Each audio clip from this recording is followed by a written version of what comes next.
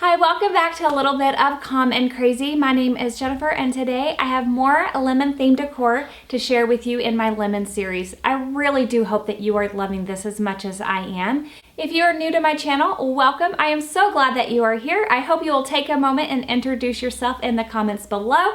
And if you enjoy budget decor, I would appreciate it if you would hit the subscribe button so that you don't miss any of my future DIYs.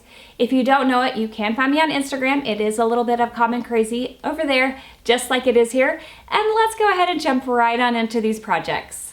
For the first project, you just need a wired basket from the Dollar Tree and some black jute. I got this from burlapfabric.com. I do have a supply list in the description box below. So to start off with, you're just going to remove the handle from the basket, and then you are going to take some hot glue and start securing your jute to the handle, and then taking the jute and wrapping it around the handle. It is as simple as that. And then once you're done wrapping it all around, you'll use some more hot glue to finish it off by securing it down.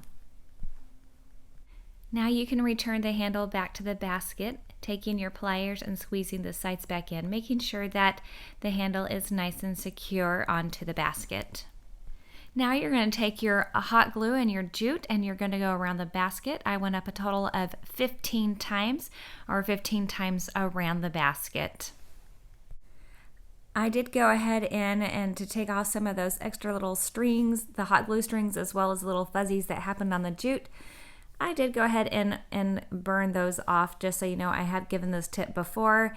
This does burn a little bit quicker than the rope, I'm gonna warn you, but it does work really well, and no harm came to me or to anything else. But I did want you to know that it works well, but it is a little bit more flamboyant than just your traditional rope. So here I have two lemons, one from Hobby Lobby as well as one from the Dollar Tree. So the one on the left is from Hobby Lobby and the one on the right is from the Dollar Tree. So the one from the Hobby Lobby is smaller and darker in color, and the one from the Dollar Tree is a little bit larger as well as brighter in color. I went into the Dollar Tree and I was able to get some lemons the first time, and I have been back to now 3 Dollar Trees and I can't find any anymore. And I know that is so frustrating sometimes. So I went to Hobby Lobby and I found a bag of 6 and they were $9.99. So using a coupon, I was able to get the bag for $6, and then they are $1 each at that point. So I wanted to give you the option. So in this basket, I'm going ahead and I'm using the ones from Hobby Lobby, but if you have the ones from the Dollar Tree, I have done that as well and tried that out, and it looks just as cute, and actually you would only need 5 of them. There is just something about a basket of lemons that just screams summer, and I love the contrast of the black and white against the yellow. I hope that you love this as much as I do. I just love how simple and easy it is to do. I would love, of course, to hear what you think in the comments below. For the next project, you'll need the lowercase poster board letters, as well as the small chalkboard that you can pick up at the Dollar Tree. So I will be using some contact paper, but you could also use some wax paper for this part. I'm just cutting off a size, about the size of the chalkboard, and placing the letters on top of that to spell out the word lemon. Now, I'm not too concerned about losing the stickiness of the letters, but I don't want it to stay stuck to this. I want them to be able to peel off, and so you see that I'm placing them on the back of my hand to get a little bit of the sticky off to make sure that they peel up smoothly when I need them to peel up in just a moment. Now it is time to paint the letters. I have chosen to use Waverly's chalk paint in white. It will take a total of 2 coats of paint to cover the letters. Once you have painted them, just go ahead and let them set aside and dry. Once they are completely dried, then you can move on to the next step. Once the letters have dried, now take some Mod Podge and cover the chalkboard completely with a thin coat. Now you can start placing your letters onto the board while the Mod Podge is still wet, and the Mod Podge will be what helps to keep the letters adhered to the board. Notice that I am not pressing them down, I'm just lightly placing them and getting their placement first, and then I will press them where I want them. And I kind of start in the center and work my way out. That way I know exactly kind of where I need them to be, but I still will have some movement and some wiggle room, and notice I'm still knocking letters around and not being super careful, or as careful as I should be. And there I went and touched up the Mod Podge where I got a little smudge because I didn't want to see the smudge once it was dried.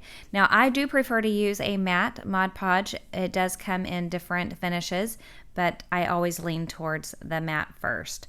So here I am laying down my L and my S. I do know that those will go onto the ends of my board because I've already laid this out. I already know that this fills up the entire board.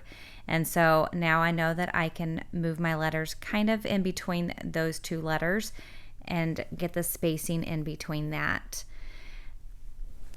Once you have your letters where you want them, then you can start pressing them down. You see here I have a small screwdriver where I'm using the head to help me. I'm also using the head of a paintbrush, my fingers, whatever tools I have on hand, trying to press down the edges to make sure that they make contact.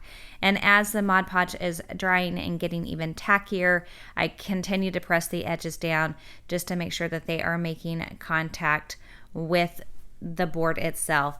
And then once everything has set up a little bit more and that this layer of Mod Podge has set up and dried a little bit more, then go in with another thin coat of Mod Podge and place it on top of everything to seal it all in. So for the last bit of this, I grabbed a couple of lemons. These are the Dollar Tree lemons. Of course, you could use the Hobby Lobby. A piece of twine, this is 12 inches long, and a couple of nails that I grabbed from my husband's area. I'm showing you the size because I didn't know anything about these nails. I honestly just went and scoured his area.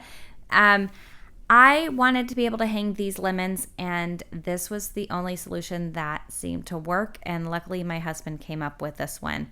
So I'm knotting around the head of both nails on the end of the twine. I tried hot gluing the twine to the lemons. It wouldn't stick. I tried duct taping. It didn't work. I tried duct tape, then hot glue. It didn't work. So unfortunately, I'm having to damage my lemons.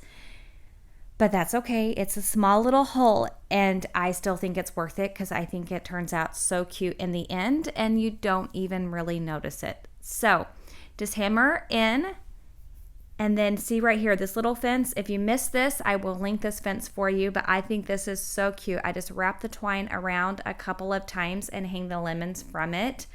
And I love this. So just jimmy that down onto your fence, and then with that cute little chalkboard lemon sign right in front of it, look how darling and simple this is. I have this with a few other things just sitting above my kitchen cabinets. I love this, and I can't say enough good things. I just love it. I hope that you loved today's projects. It was definitely about simple and easy. I am absolutely loving this whole entire lemon series. I hope that you are too. If you enjoyed today's video, please give it a big thumbs up. I really do hope that you have hit that subscribe button, and I will catch you in the next one. Bye.